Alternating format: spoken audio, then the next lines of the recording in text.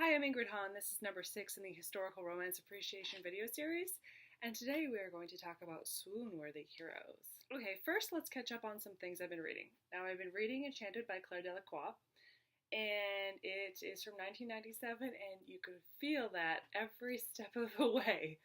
The hero was wounded by a woman, and he can never trust again. I think that if I had read this when I was 14, I would have absolutely loved it. And there's a lot of things to like about it, actually. I like the concept. I thought the opening could have been a little bit better. It was a little bit I Dream of Jeannie. But the enchantment and the concept are kind of fun. And I think if it had been a movie, it would have been like a Legend movie, a Willow movie, maybe not Princess Bride per se, but, sort of in that genre. And I was thinking, oh, maybe I should write a treatment for it. I don't have time to do something like that. So I'm almost done, and I keep tempting myself with this one. If I finish this, I can read this one. So I'm working. I'm re-recording this because as I was putting the video together, I listened to myself say Marie Clairmont when I know her name is Moira Clairmont. So let's try this again. I love this book, not all the way done, still going on it.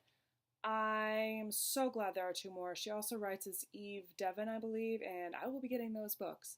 She's an incredible writer. She chooses every adjective, verb, noun with impeccable care, and yet it feels so natural. Nothing feels forced. Nothing feels stilted. She had like one awkward sentence where she repeated a word, and I was like, yes, she's not perfect. This is great. That was just the writer to be expressing some jealousy for her amazing, masterful, genius abilities. I love this book. I think it's incredible. Let's see, I made a list of tropes, and now I need to remember what they are. Okay. Protector trope. The hero backs off at a certain point to let the heroine do some things on her own, though, which was cool. Overcoming emotional odds trope. Addiction. And kind of love triangle because the heroine is the former best friend's widow. It's really good. I love it. I don't actually love everything about the book. That's okay. You don't need to love everything about a book to recognize that it's a masterwork, to see that the author is a genius, and to love it and keep it on your keeper shelf forever and ever like I'm going to do with this book when I finish reading it. One element in particular, I just started reading the book and I was like, oh God, really? No. Ugh. I was so frustrated because I hate it so much. And then I kept reading because the book showed so much promise and I was in the mood for something a little gothic. I got about another 30 or 50 pages in and I thought, I wonder if that thing that I don't like is actually not true. I wonder if there is some gaslighting going on. I don't know yet because I haven't finished the book, but if the author is doing an ABC plot where plot point A isn't solved at the end and the other plot points sort of sandwich in, anyway, writers will know what I'm talking about. Readers, don't worry about it. You have the privilege of having no clue and then just enjoying the story. I don't know yet because I haven't finished it, but I highly recommend this book. I highly recommend this author. I cannot wait to read the other 2 in the series, and I'll be talking more about them in the October book extravaganza. I finished My Fair Concubine by Ginny Lin, and I absolutely loved it. I was completely immersed in the world. I was completely convinced that these characters were 100% real. I didn't know how they were going to get out of their predicament. I overthought it a tiny bit. I loved the ending. I don't want to say anything more than that because I don't want to spoil it for you. One of my favorite things about this book was how she uses calligraphy as this beautiful motif, and the way it comes into the ending is incredible. It sort of builds, has these moments of intimacy with the hero and heroine, and then the end, there's this revelation, and she's so brilliant. Now, I went to Goodreads to do a little mini review coming after I do my video. I don't want to get any more behind on my Goodreads than I already am, so I'm trying not to let it snowball. And some of the other reviewers, I just glanced at a couple, thought that the writing was stilted. Now, it's okay to disagree. They thought something I didn't think. I thought the writing was amazing, but it is okay if you have a different opinion. I thought the writing was really first-class writing. Completely perfect for genre. Just the right amount of imagery. Pacing was wonderful. That's not really the writing. That's sort of a craft thing, but oh, I loved it. Read it. Okay, swoon-worthy heroes. What makes a swoon-worthy hero? Is it because he likes cats? I like cats. Is it because he likes tea? This came up at the Politics of Prose event, what I'm about to say. One of the panelists said it. I don't know who said it. I was way on the side. I couldn't see any of them except for one of them. So otherwise I would give her credit for saying this. She said, we have an implicit agreement with the reader that no matter what the hero is, no matter what he does, he's always acting from an honorable place. Now, there are some authors in some particular books where the hero is a little less than honorable. I won't name any names, but there's one in particular that comes to mind as a prime example. Okay, so for the most part, what you want is a hero who is acting from an honorable place, no matter what. No matter what he's doing, no matter what he's going up against the heroine about, he's acting from an honorable place. That is at the core of the hero. I think what makes a hero swoon-worthy is the chemistry that he has with the heroine. And I picked 3 books that I think have little scenes in them that really illustrate chemistry. Now, this is Lisa Kleypas with St. Martin's. She's back at Avon, but this series is amazing. If you haven't read it, you need to pick it up. This is Galen Foley, Lord of Fire. Now, I found Galen Foley because I was reading Tracy Ann Warren and I needed more books, and I was like, well, if I like her Ballantine books, then I'm going to look for more Ballantine books. And I picked up 2 authors. One of them wasn't for me, and one of them was Galen Foley. Really lucky on this one.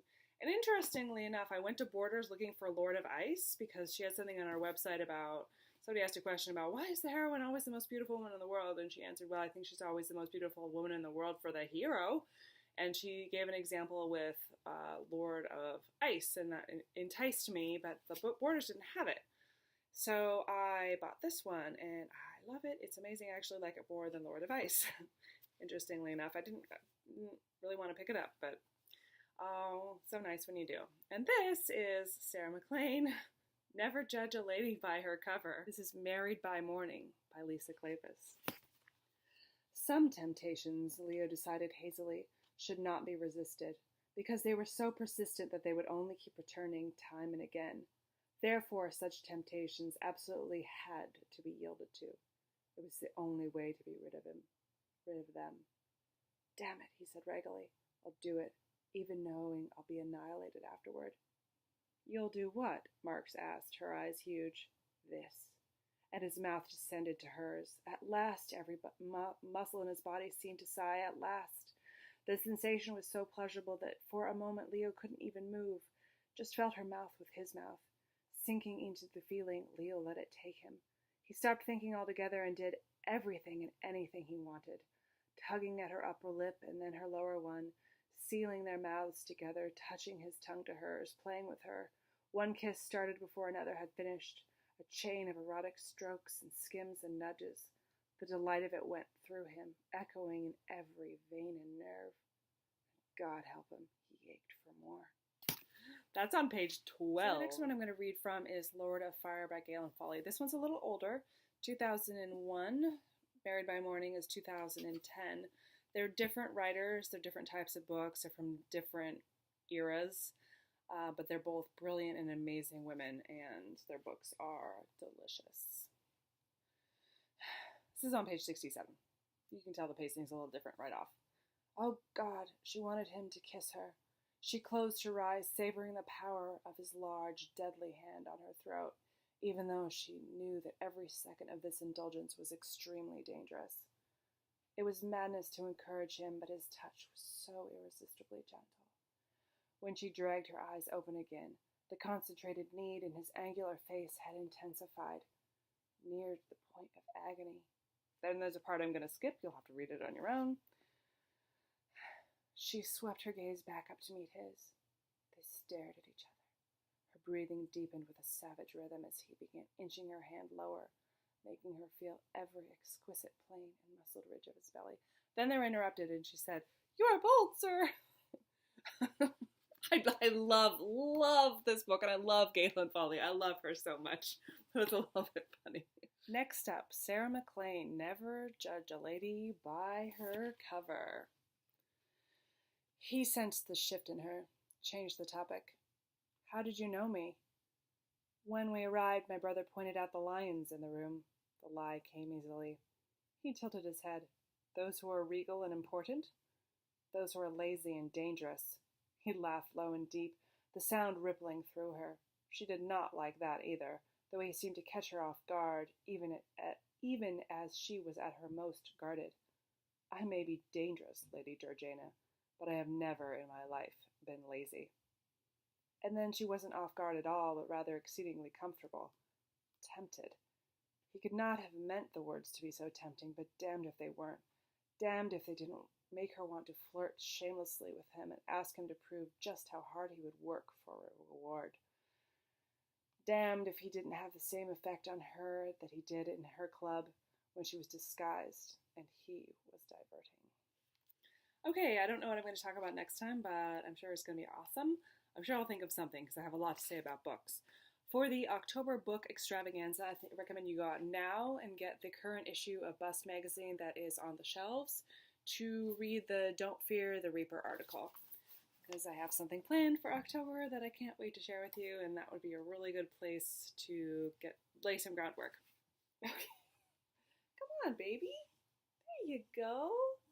Say bye.